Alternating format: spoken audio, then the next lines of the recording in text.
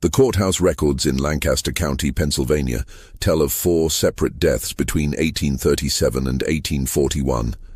An attorney who fell from his horse on a foggy morning, a banker found drowned in the shallow waters of Mill Creek, a circuit judge who succumbed to sudden illness during harvest season, and a county sheriff discovered at the bottom of his own well. What these records don't reveal is that all 4 men were married to sisters from the same Irish Catholic family, and that each death occurred within 18 months of their respective weddings. The Brennan sisters, Bridget, Catherine, Margaret, and Sarah, had inherited the largest farm in Lancaster County, and they would kill to keep it whole. Before we continue with the story of the Brennan family farm and the 4 widows who refused to be separated, let me tell you about the summer of 1836, when everything changed for the Brennan sisters, and a conversation by candlelight sealed the fate of 4 prominent men. The Brennan family farm stretched across 847 acres of Pennsylvania's most fertile soil, bordered by Mill Creek to the north and the Lancaster Pike to the south. Patrick Brennan, who had arrived from County Cork with nothing but determination and a hatred of English landlords, had spent 37 years building his American dynasty. By 1836, his property was worth more than most small towns, complete with a grand stone house that rivaled any in Philadelphia, barns that could shelter 200 head of cattle, and grain silos that fed half the county through harsh winters. But Patrick Brennan died that October with a problem that would have destroyed lesser families: the law. Pennsylvania inheritance statutes dictated that a man's property be divided equally among his children upon death. Patrick had no sons.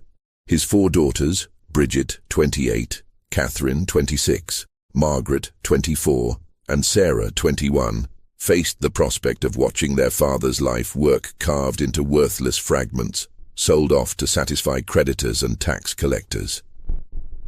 The sisters had grown up knowing this day would come. Patrick had drilled into them the importance of the land, telling them stories of their grandfather's eviction from Irish soil, of families scattered to the winds when property changed hands. "Land is not just dirt and stones," he would say, his accent still thick after decades in America. "Land is your blood, your future, your very soul. Lose the land, and you lose everything that makes you who you are." Lancaster County in 1836 was a place where such sentiments carried weight. The German and Irish farmers who had settled there understood the sacred nature of property ownership in a way that newer Americans, those whose families had always owned land, never could. But understanding the importance of keeping land and actually managing to do so were 2 very different challenges. The Brennan sisters were not ordinary farm women. Bridget, the eldest, possessed a sharp intelligence that she had learned to hide behind demure smiles and downcast eyes. She could calculate compound interest faster than most bankers, and had been secretly managing the farm's books since her father's eyesight began failing. Catherine had inherited her father's gift for reading people, for sensing their weaknesses and desires with an almost supernatural precision. Margaret possessed an ethereal beauty that made men forget their own names, combined with a ruthless practicality that her angelic face concealed perfectly.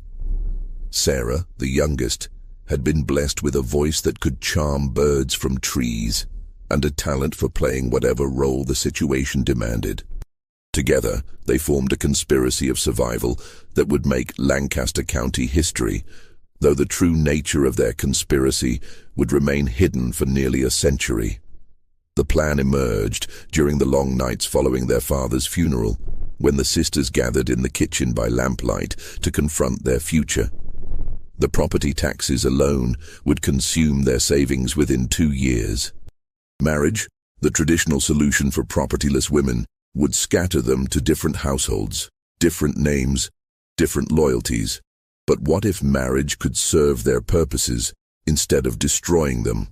"We stay together," Bridget declared on a November evening when frost covered the windows and the fire cast dancing shadows on the stone walls. "Whatever it takes, we stay together, and we keep the farm whole." "The law says differently," Margaret pointed out, ever practical. "The law," Catherine said slowly, "can be influenced." It was Sarah who spoke the words that would damn them all. Men die, sisters. Husbands die, and widows inherit everything. The first death occurred on March 15th, 1838, just 14 months after Patrick Brennan's funeral and 6 months after Bridget's marriage to Thomas Hennessy, the most prominent attorney in Lancaster County. Hennessy had been a logical choice. A successful Irish Catholic lawyer in his early 40s, a widower with no children, a man wealthy enough to pay the Brennan property taxes without blinking, and influential enough to help restructure the family's legal obligations. Their courtship had been brief but intense. Hennessy, who had been a bachelor for 3 years since his first wife's death from consumption, found himself completely enchanted by Bridget's combination of beauty and intelligence. She could discuss legal precedents with the same ease that she planned elaborate dinner parties.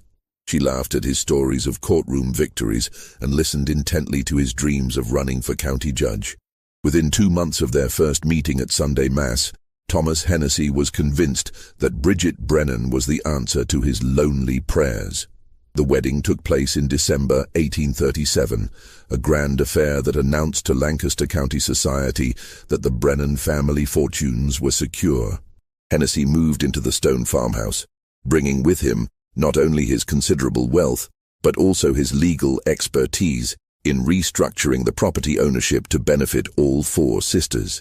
The arrangement was complicated but legal, a family trust that kept the land intact while providing for each sister's future security. But Thomas Hennessy had underestimated his new wife's true priorities. Within weeks of the wedding, he began to notice disturbing patterns. Bridget seemed more interested in her sister's welfare than in their marriage. She insisted that Catherine, Margaret, and Sarah continue living in the main house, turning what should have been a honeymoon period into an extended family gathering. When Hennessy suggested that newlyweds might benefit from privacy, Bridget's response was swift and cold. "My sisters are my blood, Thomas. They stay." The tension escalated when Hennessy discovered that Bridget had been using his legal connections to investigate the financial situations of several prominent Lancaster County bachelors. When confronted, she claimed she was merely looking out for her sisters' futures, but Hennessy sensed something more calculating in her behavior. The morning of March 15th began with an argument. Hennessy had received an offer to purchase a law practice in Philadelphia, an opportunity that would advance his career considerably, but require leaving Lancaster County. When he presented the idea to Bridget over breakfast, her reaction was immediate and vehement. "We're not leaving," she stated flatly, not looking up from her porridge. "This is our future, Bridget. A chance to build something bigger than a country law practice. Our future is here. This land, this farm, my sisters. Your sisters can visit us in Philadelphia. They can even come live with us once they're married." Bridget finally looked at him, and Hennessy later told his law clerk that her expression had frightened him. "You don't understand, do you, Thomas? We don't leave. We don't separate. Ever." The argument continued as Hennessy prepared to ride to his office in Lancaster town. The morning was thick with fog, unusual for March but not unprecedented in Pennsylvania's unpredictable spring weather. Neighbors later reported hearing raised voices from the Brennan house, though the fog muffled the specific words. At approximately 9:30 that morning, Thomas Hennessy's horse returned to the farmhouse without its rider. The animal was sweating heavily, its eyes wide with what appeared to be terror. Bridget immediately organized a search party, her distress appearing genuine and overwhelming. They found Hennessy's body 3 hours later, sprawled beside the main road approximately half a mile from the farm, his neck broken from what appeared to be a catastrophic fall from his horse. The county coroner, Dr. James McAllister, conducted a thorough examination. The injuries were consistent with a fall from horseback, a broken neck, contusions on the skull, and bruising that suggested the horse had stepped on Hennessy's chest after throwing him. The fog would have made the familiar road treacherous, and Hennessy's mare was known to be skittish around sudden sounds or movements. But several details troubled those who knew the couple well. Hennessy was an experienced horseman who had ridden that same route hundreds of times in all weather conditions. More puzzling was the horse's condition when it returned. The animal showed signs of extreme agitation that seemed excessive for a simple fall. Most disturbing of all was Bridget's reaction. While her grief appeared genuine, her immediate concern seemed to focus on practical matters, securing Hennessy's will, consolidating his assets, and ensuring that his legal arrangements for the farm remained intact. The funeral drew hundreds of mourners. Thomas Hennessy had been well respected in Lancaster County legal circles, and his sudden death shocked the community. Bridget played the role of grieving widow perfectly, accepting condolences with appropriate tears and dignity. But those closest to the family noticed that her sisters seemed less like mourners and more like supporters of a woman who had successfully completed a difficult task. Within a month of the funeral, Catherine Brennan began accepting social invitations from Hamilton Crawford, the most successful banker in Lancaster County. The Crawford courtship followed a pattern that would become disturbingly familiar to anyone paying close attention to the Brennan sisters' romantic lives. Hamilton Crawford was a practical man in his late 30s, a Scottish Presbyterian who had converted to Catholicism to marry his first wife, deceased 3 years earlier from childbed fever. His bank held mortgages on half the farms in Lancaster County, and his personal wealth rivaled that of Philadelphia's merchant princes. Catherine approached Crawford with a combination of vulnerability and strength that proved irresistible to a man who had spent 3 lonely years burying himself in ledger books and loan documents. She would appear at his bank on Tuesday afternoons, ostensibly to discuss the family's financial arrangements following Thomas Hennessy's death. But their conversations gradually shifted from business to personal matters. "I worry about my sisters," Catherine confided during one of these meetings, her voice carrying just the right note of concern.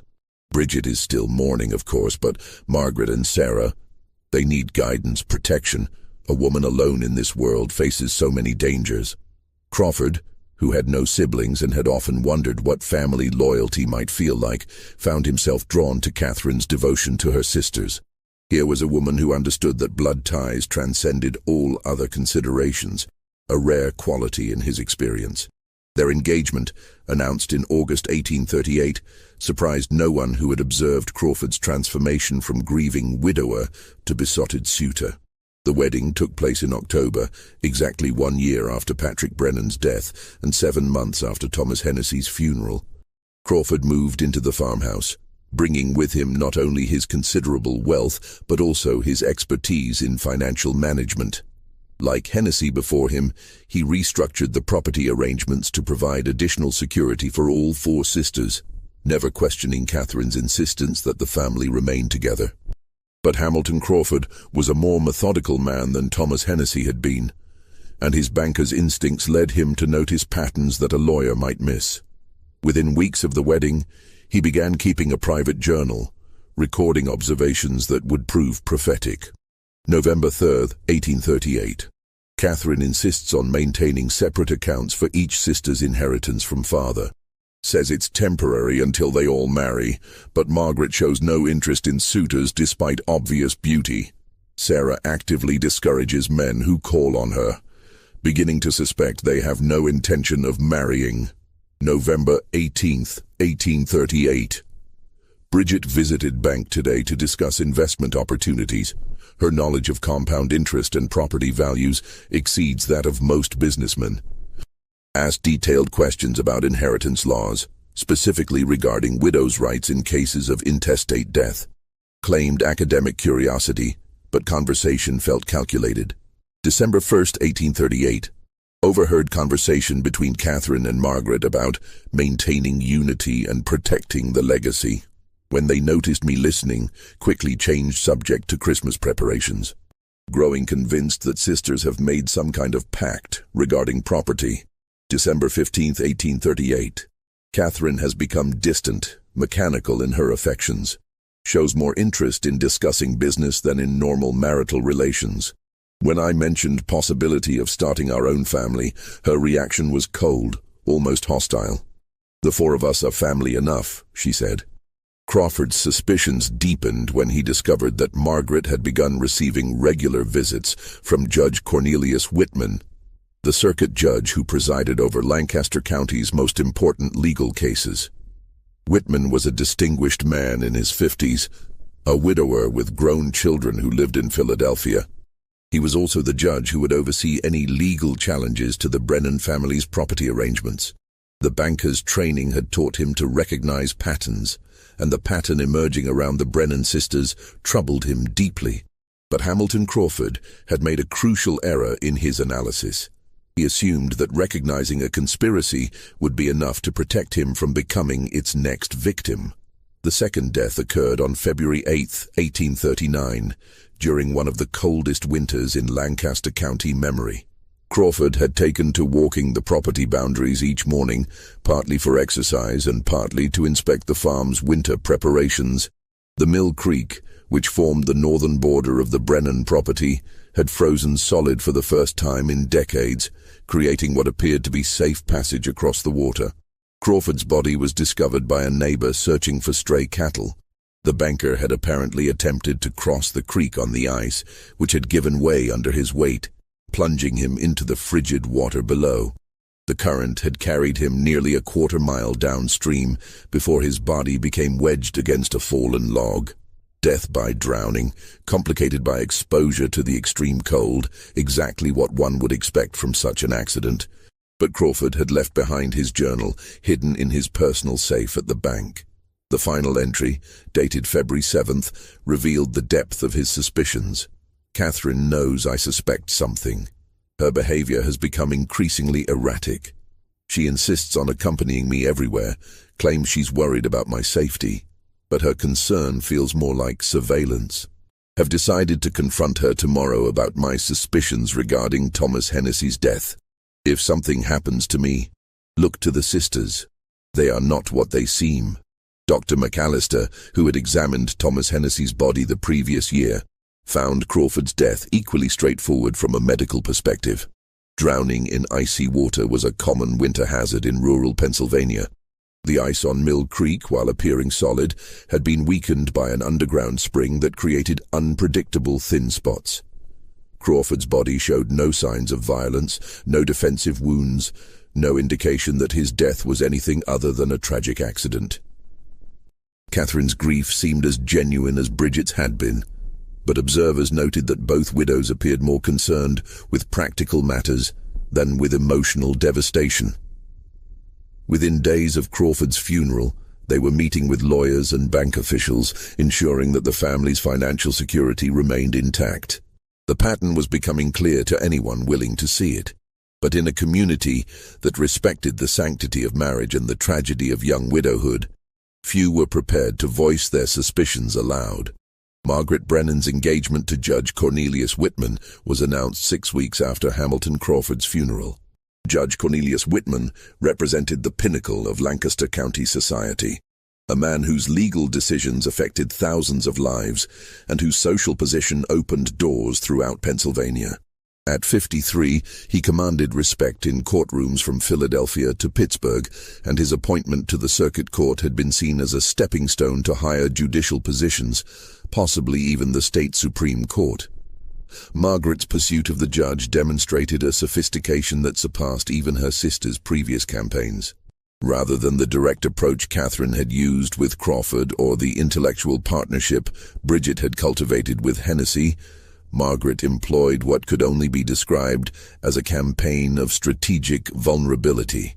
She first appeared in Whitman's courtroom in March 1839, ostensibly seeking advice about property law related to her father's estate. Her beauty was undeniable, but what captured Whitman's attention was her apparent innocence regarding legal matters, combined with an intelligence that made her questions unexpectedly perceptive. She seemed like a sheltered flower who nonetheless possessed a keen understanding of the world around her. "I'm afraid I don't understand these inheritance complications, Your Honor," she said during their first private conversation, her blue eyes wide with apparent confusion. "My sisters and I simply want to honor our father's wishes, but the law seems designed to destroy families rather than protect them." Whitman, who had spent decades dealing with grasping relatives and contested wills, found Margaret's family loyalty refreshing. Here was a young woman who put blood ties above personal ambition, who sought legal guidance not for personal gain, but to protect her sister's welfare. Their conversations gradually expanded beyond legal matters to encompass literature, philosophy, and the judge's own experiences with loss. His wife had died 5 years earlier, and his children had scattered to distant cities, leaving him increasingly isolated. Margaret's strategy was patience itself. She never pushed for personal meetings, never suggested romantic interest, never appeared to be anything other than a grateful young woman seeking a respected elder's guidance. But somehow, Whitman found himself looking forward to her visits, planning his schedule around their conversations and gradually opening his heart to someone who seemed to understand his loneliness without taking advantage of it. The engagement announcement in May 1839 shocked Lancaster County society more than the previous marriages had.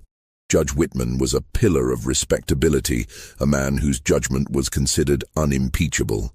That he would marry the third Brennan sister, following the convenient deaths of her sister's husbands, struck many observers as either remarkably coincidental or remarkably suspicious. But Whitman himself seemed genuinely happy for the first time in years. Margaret brought light into his austere life, filling his house with laughter and warmth. She showed genuine interest in his work, intelligent curiosity about legal precedents, and a remarkable ability to remember details about cases and colleagues. More importantly, she shared his growing concern about the suspicious pattern of deaths surrounding her family. "I worry about my sisters," Margaret confided to Whitman 2 weeks before their wedding. "Bridget and Catherine have been different since their husbands died. More secretive, more intense about keeping the family together. Sometimes I feel like they're planning something, but I can't imagine what."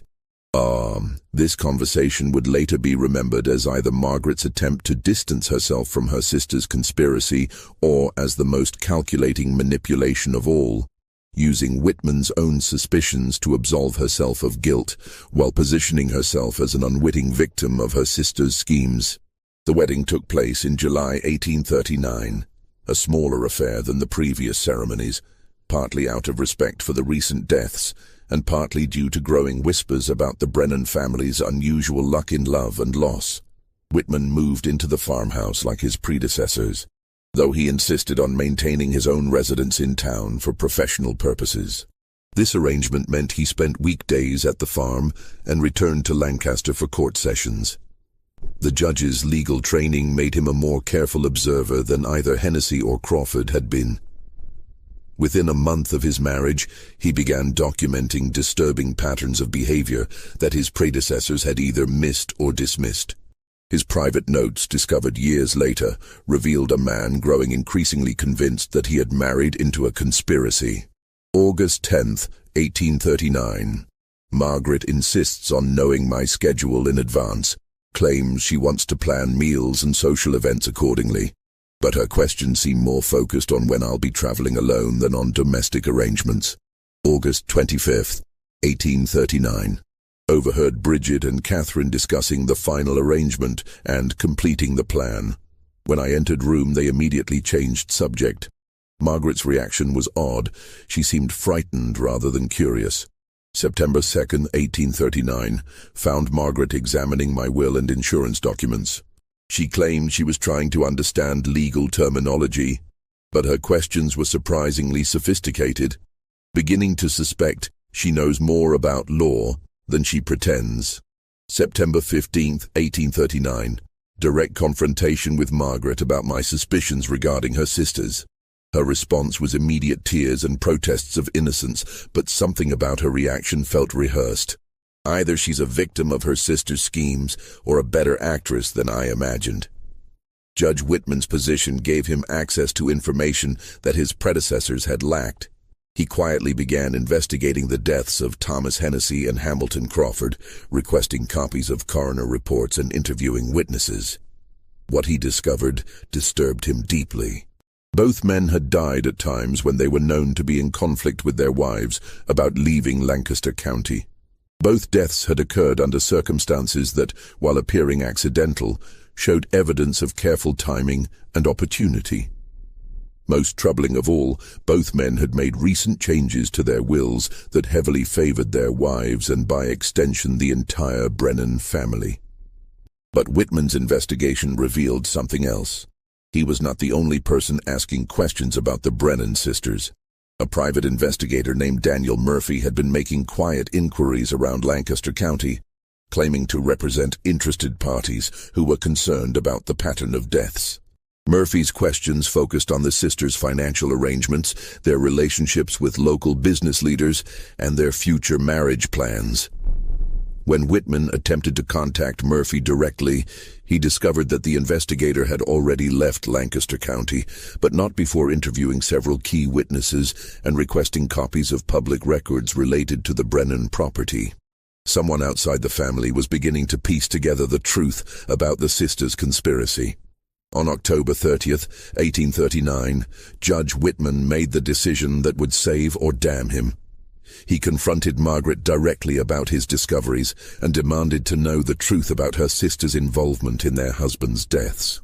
Margaret's response would determine whether the fourth Brennan sister was a co-conspirator or simply another victim of her family's ruthless determination to stay together. The confrontation between Judge Whitman and Margaret took place in the farmhouse parlor on a rain-soaked evening when Catherine and Sarah had traveled to Lancaster town for supplies, leaving the newlyweds alone for the first time in weeks. Whitman had planned the timing carefully, understanding that his wife's behavior changed dramatically when her sisters were present versus when they were apart. "Margaret," he began, his voice carrying the authority of decades on the bench, "I know what your sisters have done. The question now is whether you're their accomplice or their next victim." Margaret's reaction was immediate and visceral. She collapsed into a chair, her face draining of color, her hands trembling as she pressed them to her mouth. For several minutes she said nothing, staring at her husband with an expression that combined terror, relief, and something that might have been gratitude. "I've been waiting for someone to figure it out," she finally whispered. "I've been praying that someone would stop them before they make me do what they did." What followed was a confession that revealed the true scope of the Brennan sisters' conspiracy. According to Margaret, the plan had been Bridget's creation, conceived during those candlelit conversations following their father's funeral. The eldest sister had calculated that 4 strategic marriages, followed by 4 convenient deaths, would not only keep the family property intact, but would also create a financial empire that could support them in luxury for the rest of their lives. "Bridget said we had to think like men," Margaret revealed, her voice growing stronger as she spoke. She said men use violence and politics to get what they want, but women have to be smarter, more patient. She said if we did it right, no one would ever suspect us because people see what they expect to see. Grieving widows, not calculating killers. The confession revealed the disturbing efficiency of the sisters' methods. Each death had been meticulously planned months in advance, with contingencies for different scenarios and careful attention to creating plausible accidents. Bridget had studied Thomas Hennessy's daily routines for weeks before his death, noting his route to town, his horse's temperament, and the weather patterns that might provide cover for their actions. She drugged his coffee that morning, Margaret revealed.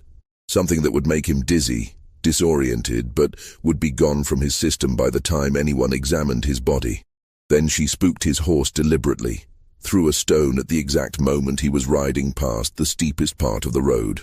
Hamilton Crawford's death had required more elaborate preparation. Catherine had spent weeks studying the ice patterns on Mill Creek, identifying the exact location where underground springs created unpredictable weak spots. On the morning of his death, she had used heated iron rods to weaken the ice further, creating a trap that would appear completely natural. She walked with him that morning, Margaret continued, tears now flowing freely. She insisted on accompanying him to check the property boundaries, something she'd never done before. She guided him to exactly the right spot on the ice, then stepped aside just as it gave way. She said later that she had to hold his head under the water for nearly a minute, but the cold made him weak, so he couldn't fight her effectively. But Margaret's most shocking revelation concerned her own role in the conspiracy. She had not been an unwitting victim of her sister's schemes. She had been their reluctant accomplice from the beginning. Bridget and Catherine had made it clear that her cooperation was not optional, that the family's survival depended on all four sisters playing their assigned roles. They told me that if I refused, they would make it appear that I had been the killer all along, she explained. Bridget said it would be easy to plant evidence suggesting that I had murdered Thomas and Hamilton out of jealousy or greed. They said no one would believe that three sisters could work together so efficiently, but everyone would believe that one sister had gone mad with jealousy. Judge Whitman listened to this confession with growing horror, not only at the crimes being described, but at the realization that his own death had been planned with the same methodical precision. Margaret revealed that his murder was scheduled for November 15, 1839, less than 3 weeks away. The method would be poisoning, using a slow-acting toxin that would mimic the symptoms of a heart attack, a plausible cause of death for a man of his age and professional stress level. Sarah has been practicing with different doses, Margaret revealed. She's been testing them on stray cats and dogs, finding the right amount that would kill quickly enough to prevent recovery, but slowly enough to seem natural. Bridget said your death had to be perfect because you're too prominent for people to accept another convenient accident. But Whitman's investigation had uncovered another disturbing element of the conspiracy: the involvement of Daniel Murphy, the private investigator who had been asking questions around Lancaster County. According to Margaret, Murphy was not working for interested parties, as he had claimed. He was working for the Brennan sisters themselves, hired to identify anyone who might be getting too close to the truth about their crimes. Bridget wanted to know if anyone suspected us, Margaret explained. She said we needed to stay ahead of any investigations to know what people were saying and thinking. Murphy reports back to her every week with the names of anyone who's asking questions about our family. This revelation meant that Whitman's own investigation was known to the sisters, that his suspicions had been reported back to them, and that his confrontation with Margaret might itself be part of their larger plan. Perhaps Margaret's confession was genuine, or perhaps it was an elaborate manipulation designed to make him lower his guard at the crucial moment. "How do I know you're telling the truth now?" Whitman demanded. "How do I know this isn't just another layer of deception?" Margaret's response would determine not only Whitman's fate, but also whether the Brennan sisters' conspiracy would finally be exposed or would claim its fourth and final victim. She walked to the parlor desk, opened a locked drawer with a key she wore around her neck, and withdrew a leather-bound journal filled with handwritten pages. "This contains everything," she said, placing the journal in Whitman's hands. "Every detail of every murder, every plan, every conversation. I've been documenting it all since Thomas's death, thinking that someday I might need proof of what really happened." As Whitman began reading, the sound of approaching horses announced the return of Catherine and Sarah from their trip to town. Margaret's eyes met her husband's with an expression of desperate urgency. "They can't know that I've told you," she whispered. "If they suspect that you know the truth, they'll kill you tonight." The journal that Margaret placed in Judge Whitman's hands contained 3 years of meticulous documentation that transformed the Brennan sisters from suspected criminals into confirmed monsters.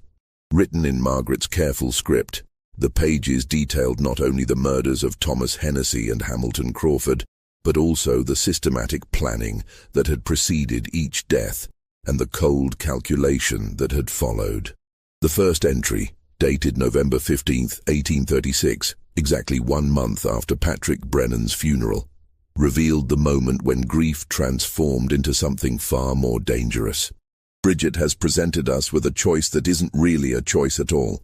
We can watch Father's legacy be destroyed by inheritance laws, scattered to creditors and tax collectors until nothing remains of 37 years of work. Or we can take control of our own destiny. She says that women throughout history have used marriage as a weapon, but we'll be the first to use widowhood as a strategy. 4 marriages, 4 deaths, 4 fortunes. By the time we're finished, we'll own half of Lancaster County. Subsequent entries documented the sisters' transformation from grieving daughters into calculating predators. They studied potential targets like military strategists, evaluating each man's wealth, social position, personal habits, and vulnerabilities. Thomas Hennessy had been selected not only for his legal expertise, but also for his loneliness. A widower desperate for companionship would be more likely to make hasty emotional decisions about marriage and inheritance. December 3rd, 1836. Bridget says we must never allow ourselves to feel guilty about what we're planning. These men will die happy, believing themselves loved and cherished. Their deaths will be quick and relatively painless, far more merciful than the slow starvation that awaits us if we lose the farm. She says we're not murderers, we're survivors, using the only weapons available to women in a world designed to destroy us. But the journal also revealed the psychological toll of their conspiracy. Margaret's entries grew increasingly disturbed as the plan progressed from theoretical discussion to actual implementation. March 16, 1838. Thomas is dead, and Bridget shows no more emotion than if she had slaughtered a chicken for dinner. She told me that the hardest part was pretending to grieve at the funeral, not because she felt guilt, but because she was actually proud of how perfectly the murder had been executed. I think my sister may be genuinely mad, but I'm too frightened of her to resist. The journal documented how each sister's personality had been weaponized for their conspiracy. Bridget served as the mastermind, using her intelligence to plan each murder and her ruthlessness to ensure that no detail was overlooked. Catherine functioned as the emotional manipulator, able to read men's weaknesses and exploit them with surgical precision. Sarah had become their information gatherer and, when necessary, their executioner, her youthful appearance and sweet voice making her the perfect person to administer poison without arousing suspicion. Margaret's role, according to her own documentation, was that of the reluctant accomplice who provided legitimacy to their conspiracy. Her genuine distress and apparent innocence made it impossible for observers to believe that all four sisters could be equally guilty. She served as their unwitting alibi, the sister whose obvious discomfort with the situation convinced people that at least one member of the family was innocent. July 20th, 1839. Cornelius grows more suspicious each day, asking questions about Thomas and Hamilton that I cannot answer without revealing the truth. Bridget says this was always part of the plan, that my marriage to a judge would eventually force us to be more careful, but would also give us protection from legal prosecution. Who would believe that a woman would confess murder to her own husband? She asked. And if he tries to expose us, who would believe that a judge's own wife had fooled him so completely? As Whitman read these passages, the sound of horses approaching the farmhouse grew louder, accompanied by his wife's voice calling out cheerful greetings to the farmhands.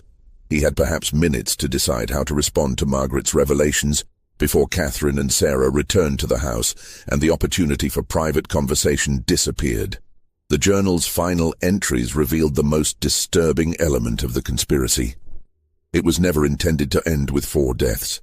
Bridget had been planning additional murders, targeting other wealthy men in Lancaster County who could provide the sisters with even greater wealth and influence.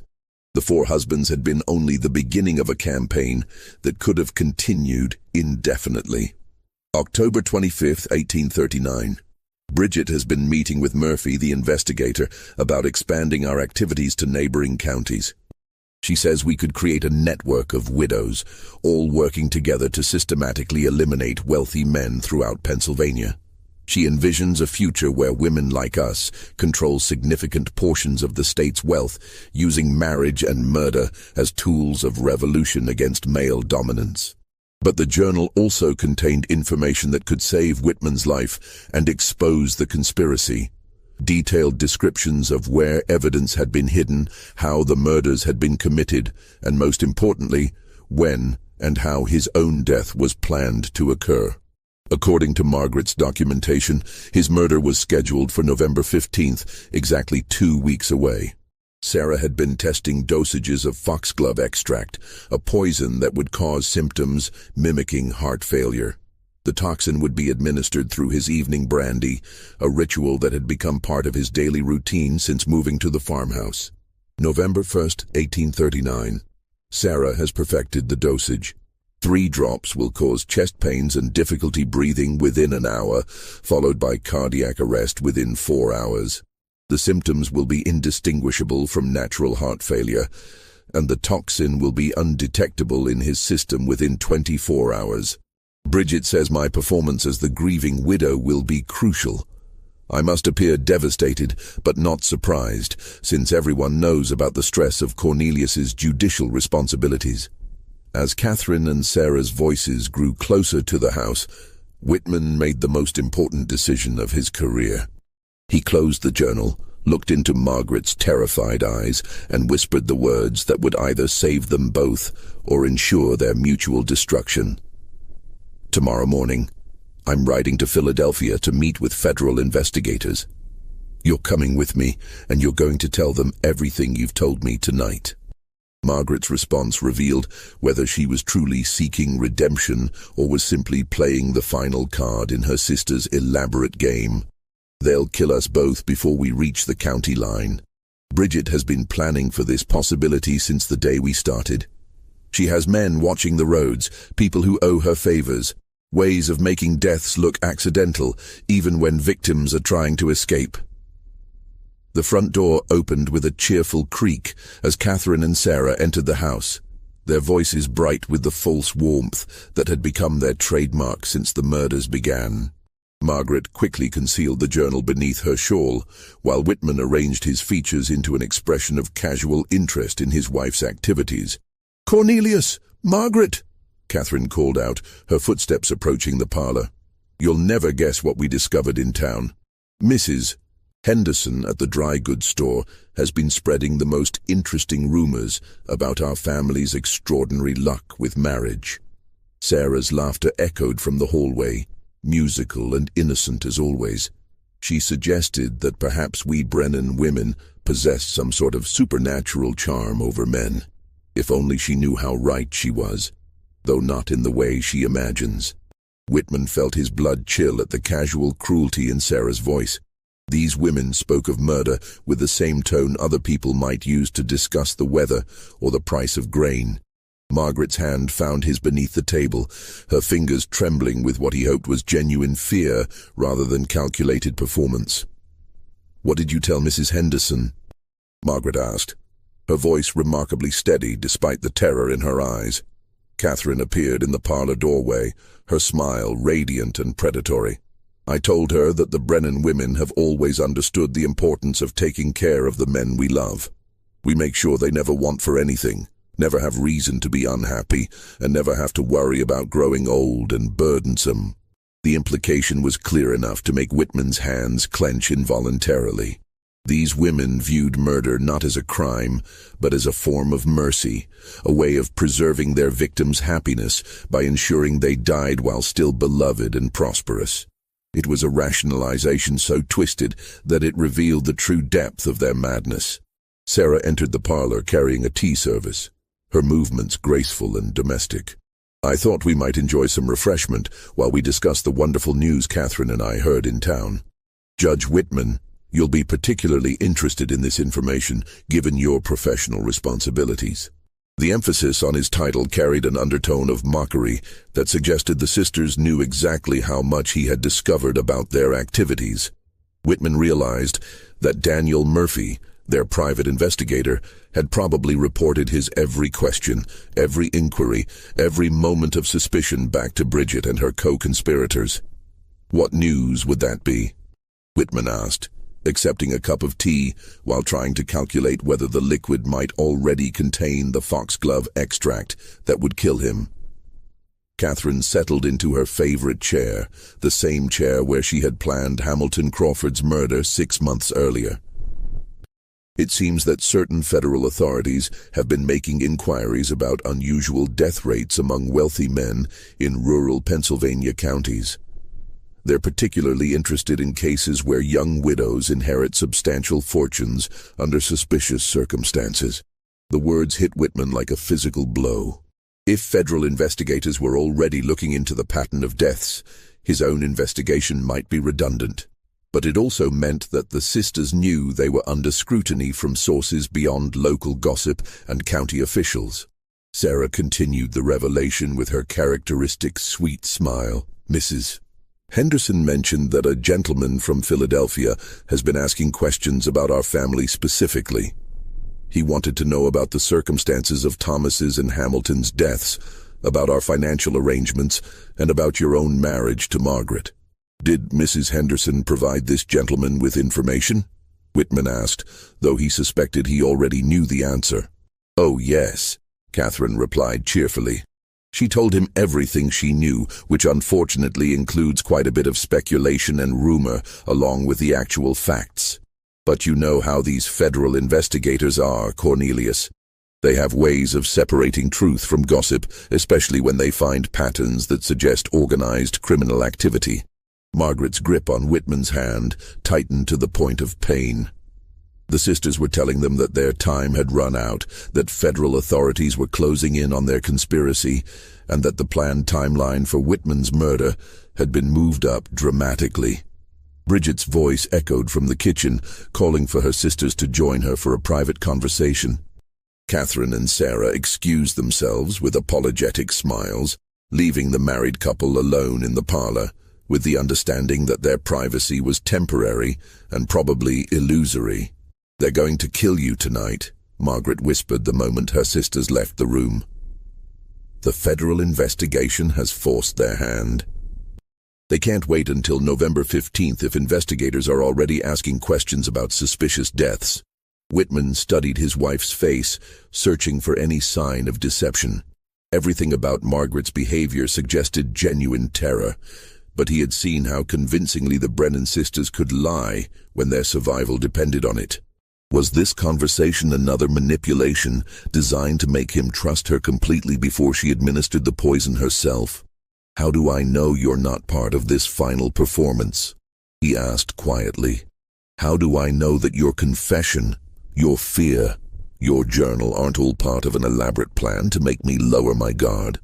Margaret's response was to reach beneath her shawl and withdraw a small glass vial filled with clear liquid.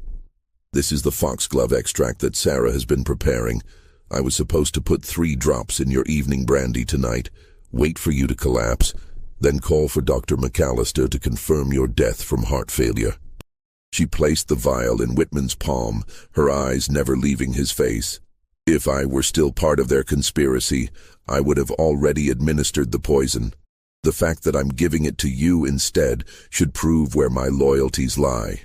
The sound of intense conversation drifted from the kitchen, too muffled for specific words, but clear enough to indicate that the 3 sisters were engaged in urgent planning. Whitman realized that he and Margaret had perhaps minutes to decide on a course of action before the final phase of the conspiracy began. "There's something else," Margaret whispered, her voice barely audible.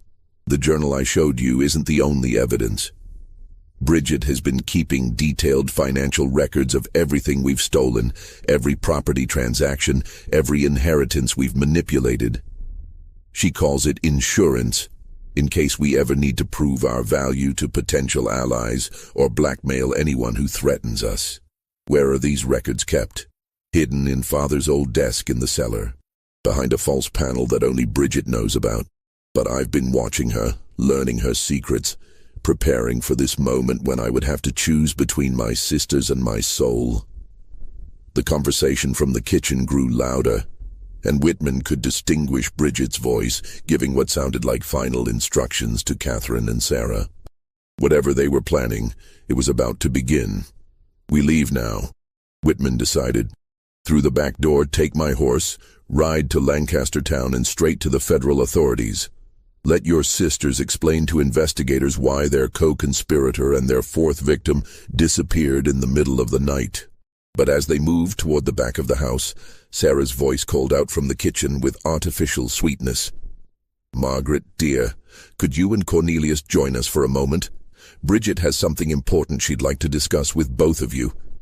It was a summons, not a request. and they both understood that refusing would immediately reveal that their private conversation had uncovered the conspiracy. Margaret looked at her husband with an expression that combined love, terror, and desperate hope.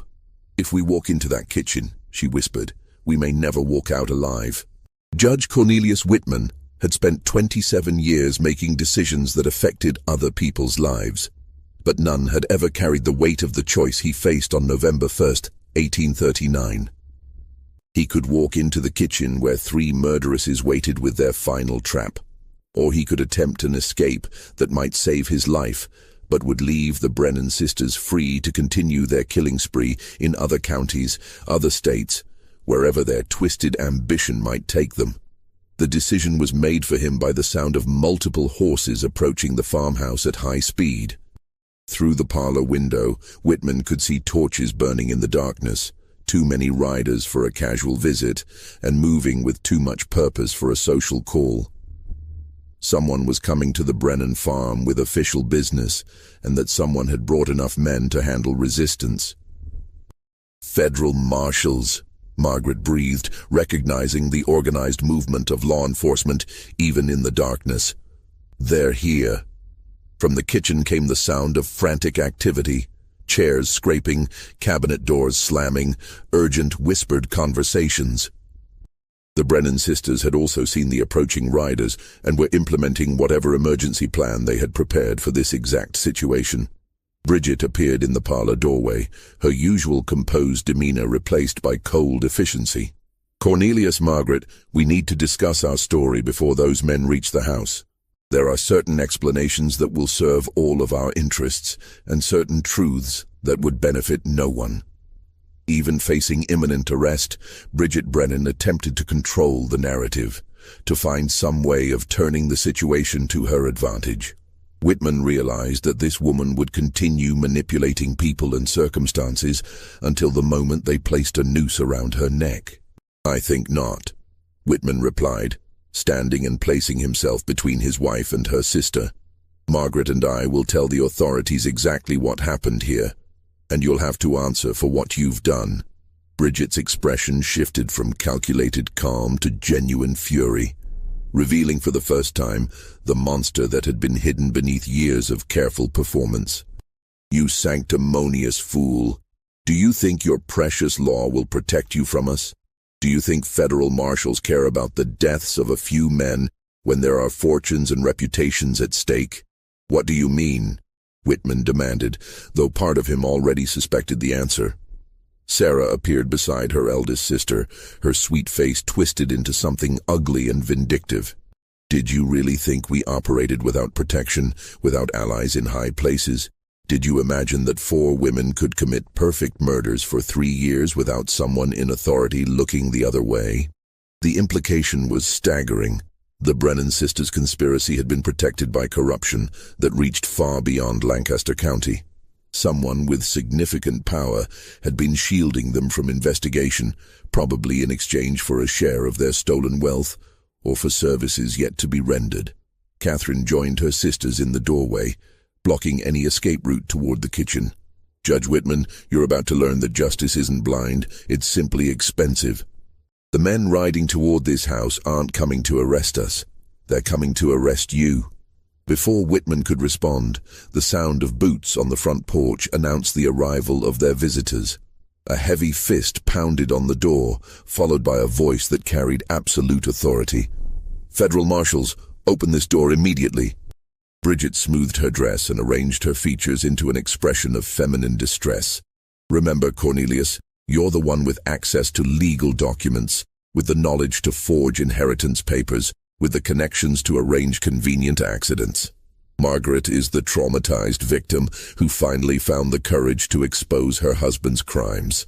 The door opened before anyone could respond, and 6 armed men entered the farmhouse with weapons drawn and badges displayed. Their leader, a grizzled man in his 50s, surveyed the scene with experienced eyes that missed nothing. "I'm Marshal William Davies, United States Federal Court for the Eastern District of Pennsylvania. Judge Cornelius Whitman, you're under arrest for conspiracy to commit murder, fraud, and corruption in office." The words struck Whitman like physical blows. The sisters had somehow managed to frame him for their own crimes, turning his investigation against him and using his position as evidence of his guilt rather than his innocence. Margaret stepped forward, tears streaming down her face in what appeared to be genuine anguish. "Marshal Davies, you don't understand. My husband is innocent. My sisters are the ones who killed Thomas Hennessy and Hamilton Crawford. I have proof, evidence that will show you the truth." But Bridget was ready for this development, her voice carrying exactly the right note of sorrowful concern for a mentally unstable relative. "I'm afraid my sister has been under tremendous strain since her marriage.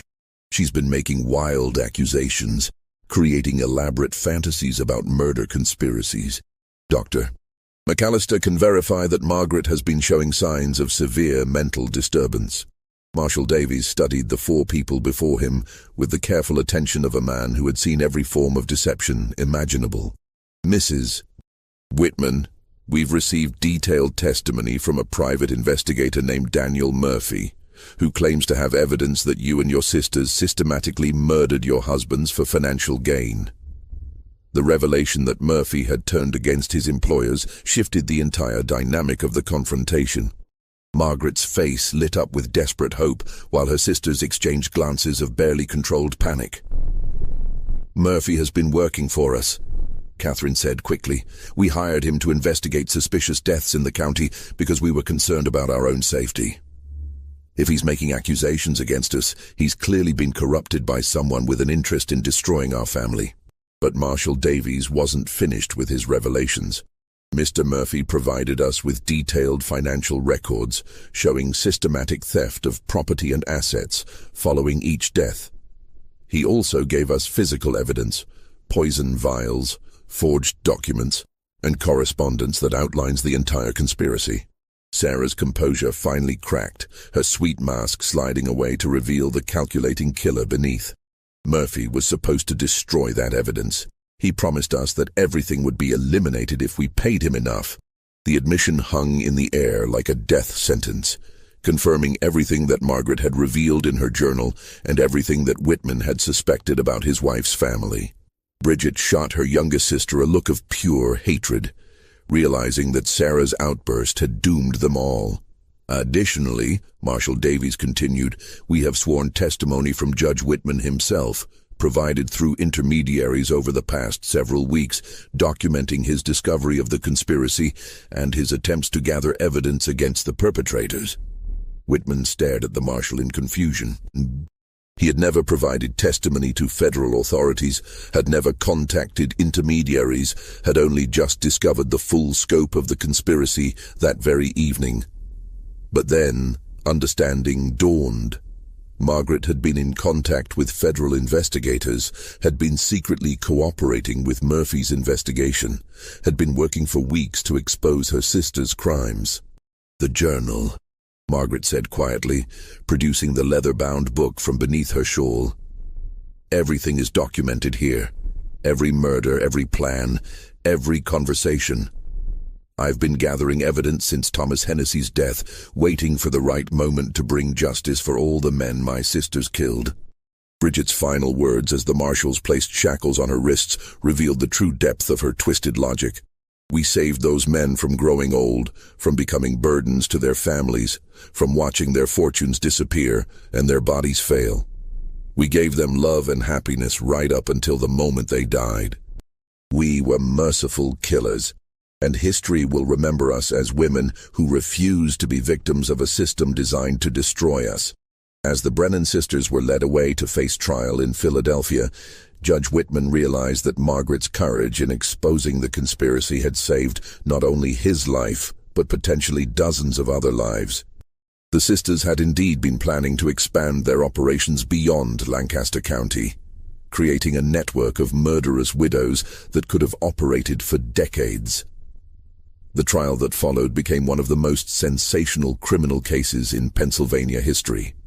Bridget, Catherine, and Sarah Brennan were convicted on multiple counts of murder and conspiracy, becoming the first women in the state to be sentenced to death for such crimes. They were hanged together on March 15, 1841, exactly 3 years after Thomas Hennessy's murder. Margaret Brennan Whitman was granted immunity in exchange for her testimony and cooperation. She and her husband left Pennsylvania immediately after the trial, settling in Ohio under assumed names. The Brennan farm was sold to pay restitution to the victims' families, and the stone house that had sheltered so much evil was eventually demolished. But the story of the Brennan sisters had a final, disturbing chapter.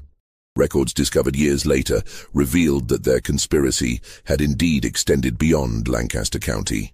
Similar patterns of suspicious deaths involving young widows were documented in Maryland, Virginia, and Delaware during the same period, suggesting that other women had adopted the Brennan model of marriage and murder. The case established legal precedents for investigating organized crime involving family members and demonstrated that evil could flourish behind facades of respectability and feminine virtue. It also raised questions about how many other such conspiracies might have operated undetected throughout American history, hidden by society's reluctance to believe that women could be capable of such calculated violence. Just when we thought we'd seen it all, the horror in Lancaster County intensifies. If this story is giving you chills, share this video with a friend who loves dark mysteries, hit that like button to support our content, and don't forget to subscribe to never miss stories like this. Let's discover together what happens next. The Brennan sisters' legacy lived on in the legal system's increased scrutiny of suspicious deaths involving inheritance, and in the public's growing awareness that monsters could wear the faces of angels.